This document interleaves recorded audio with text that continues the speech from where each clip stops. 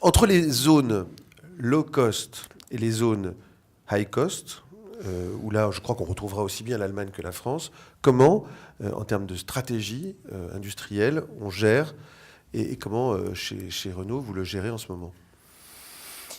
L'usine de Tanger, qui fait suite à l'usine roumaine de Pitești, qui fait suite à l'usine turque de Bursa, qui, elle, a presque une cinquantaine d'années maintenant, sont des usines sans lesquelles, aujourd'hui, la marque Dacia en Europe n'existerait pas.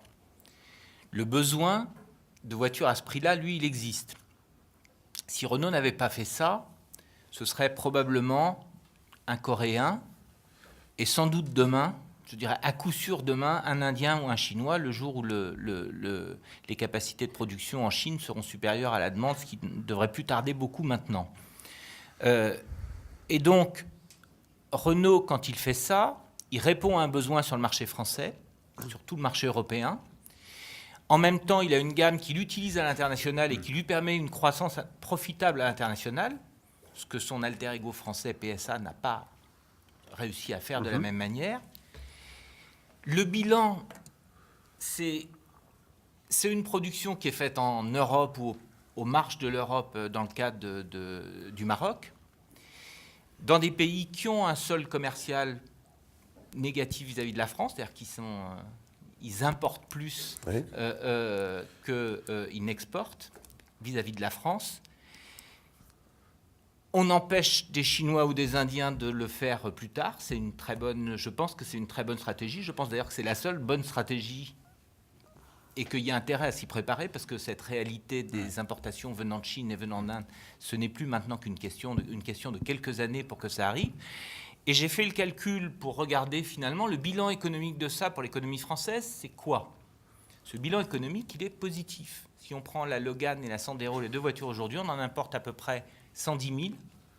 Les pièces qu'on exporte dans l'ensemble du monde, pas seulement en Roumanie, puisque cette voiture est produite dans une dizaine d'usines maintenant dans le monde, les dépenses de R&D qui sont encore majoritairement françaises pour cette voiture-là, les profits qui sont faits au-delà du renouvellement du programme et qui sont affectés par exemple aux véhicules électriques et les impôts qui sont payés, le solde de tout ça, c'est 500 millions d'euros positifs pour l'économie française, qui ne se voit pas forcément dans les statistiques du commerce extérieur. C'est sur quelle période, ça? Ça, c'est sur une année. C'est sur l'année 2011. D'accord. Ou 2010. Moi, j'ai un trou, ça doit être 2010. Donc, ce que je dis, c'est Renault se fait critiquer sur ce plan-là en faisant son travail d'industriel qui est de répondre à des besoins de façon profitable et en plus en ayant toujours un solde positif sur le Alors ça, pays. c'était pour la stratégie dans les pays low cost. En parallèle, donc, Renault fait en Europe, en France aujourd'hui, je dis l'Europe parce que les usines françaises et espagnoles, et ça date des années 60, sont des usines c'est un ensemble industriel intégré. Donc c'est très difficile de faire la différence entre France et Espagne chez Renault. On le considère plutôt comme un tout. Si on prend cet ensemble-là, on y fait donc la partie haute de la gamme de Renault, on y fait le véhicule utilitaire à 100%. Une partie était faite chez General Motors en Angleterre et chez Nissan à Barcelone.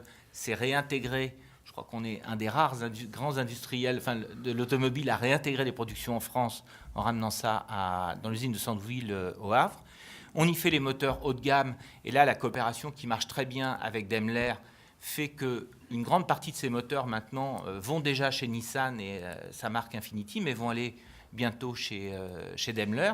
Et enfin, on y fait le véhicule électrique parce que la proximité entre les bureaux d'études de la région parisienne et l'usine de Flins est capitale pour réussir ce défi-là, ainsi que l'usine de Cléon en Normandie pour faire le moteur électrique. Donc, tout ça, c'est une stratégie où finalement, on essaie de faire, là où il y a beaucoup de valeur ajoutée et plus de profit, eh bien, on peut se permettre d'avoir un coût du travail plus élevé. Sur le reste, le coût du travail en Roumanie et au Maroc, c'est entre 3 et 4 euros de l'heure. Le coût du travail complet dans l'usine de Flins ou de Sandouville ou de Douai, on est un petit peu en dessous de 30 euros de l'heure. Donc, ça ne tient pas. Donc, plus il y aura des ventes de voitures Renault haut de gamme, mieux ce sera pour le site France, c'est ça?